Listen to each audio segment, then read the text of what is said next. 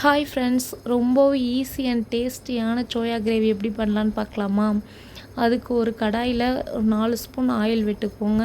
Whole ஸ்பைசஸில் ஒரு அரை spoon சேர்த்துக்கோங்க. சோம்பு அரை ஸ்பூன், பட்டை கிராம்பு எல்லாமே ஒன்று சேர்த்துக்கோங்க போதும். ரொம்ப போட்டிங்கன்னா ரொம்ப ஹெவியான ஸ்மெல் வந்துடும். அடுத்து கருவேப்பிலை, பெரிய வெங்காயம், கொத்தமல்லி தழை, க்ரீன் சில்லி ஒரு 2 க்ரீன் சில்லி ஃப்ளேவருக்காக தான் 2 சேர்த்துக்கோங்க. ரொம்ப சேர்த்திங்கன்னா அதுவும் ரொம்ப காரமாயிரும். இதை போட்டு நல்லா வணக்கி எடுத்துக்கோங்க. நெக்ஸ்ட்டு நான் ஒரு 4 தக்காளி குட்டி குட்டியாக கட் பண்ணி வச்சுருக்கேன். வெங்காயம் தக்காளி நீங்கள் ரொம்ப குட்டியாக கட் பண்ணால் மட்டும்தான் கிரேவியில் இந்த வெங்காயம் தக்காளி இருக்கிறதே தெரியாது. அந்தளவுக்கு நல்லா மேஷ் பண்ணி வெந்து வரும் இந்த கிரேவியோட. ஸோ அது நல்லாயிருக்கும் சாப்பிட. இந்த 4 தக்காளி வெட்டி வச்சுருக்கேன் இல்லையா, அதையும் இந்த வெங்காயம் தாளிப்போடு ஆட் பண்ணி நல்லா வதக்கிக்கோங்க.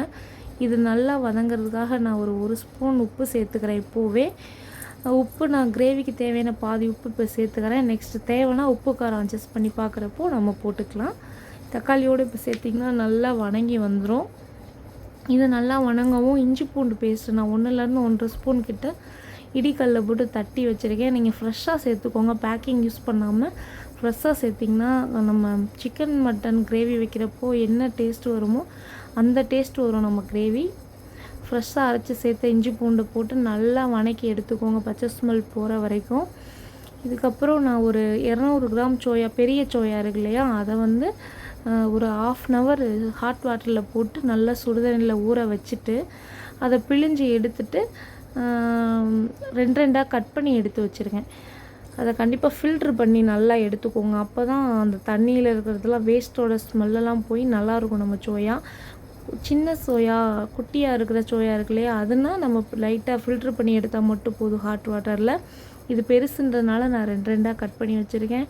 நெக்ஸ்ட்டு 3லேருந்து 4 ஸ்பூன் கிட்ட நான் வீட்டிலையே அரைச்ச கறி மசால் தூள் சேர்த்துக்கிறேன். இந்த கறி மசால் தூள் நம்ம வீட்டிலையே ரெடி பண்ண தான்.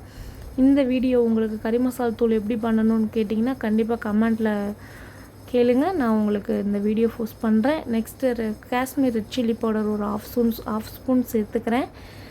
இது எதுக்காகனா ஜஸ்ட்டு கலருக்காக தான். காரம்லாம் பெருசாக ஒன்றும் இருக்காது, கலருக்காக, பார்வைக்கு நல்லாயிருக்கும் இல்லையா, அதனால். அப்புறம் ஒரு 2 டம்ளர் தண்ணி சேர்த்துக்கோங்க. 2 டம்ளர் தண்ணி சேர்த்துட்டு நல்லா கலரி கொடுத்துக்கோங்க. இந்த கிரேவியை லைட்டாக அடி பிடிக்கும். நம்ம நிறையா தண்ணி சேர்க்காதனால இந்த தண்ணியெல்லாம் அப்சர்வ் ஆகி அடி பிடிக்க ஆரம்பிக்கும். இடையில ஒரு 3 நிமிஷத்துக்கு ஒரு தடவை நல்லா கலரி கொடுத்துக்கோங்க. மூடி போட்டு ஒரு 10 நிமிஷத்தில் இது ரொம்ப ஈஸியாக வெந்துடும். மூடி போட்டு திரும்ப எடுத்து நல்லா வணக்கி விட்டுக்கோங்க. அடி பிடிச்சிடாமல் பார்த்துக்கோங்க. இது நல்லா நான் தயிர் சாதத்துக்கு இது பண்ணுறேன். ரொம்ப டேஸ்ட்டாக இருக்கும். கண்டிப்பாக எல்லோரும் ட்ரை பண்ணி பாருங்கள். நல்லா கலரி கொடுத்துட்டு உங்களுக்கு தேவைன்னா லைட்டாக பெப்பர் தூள் ஆட் பண்ணிக்கலாம்.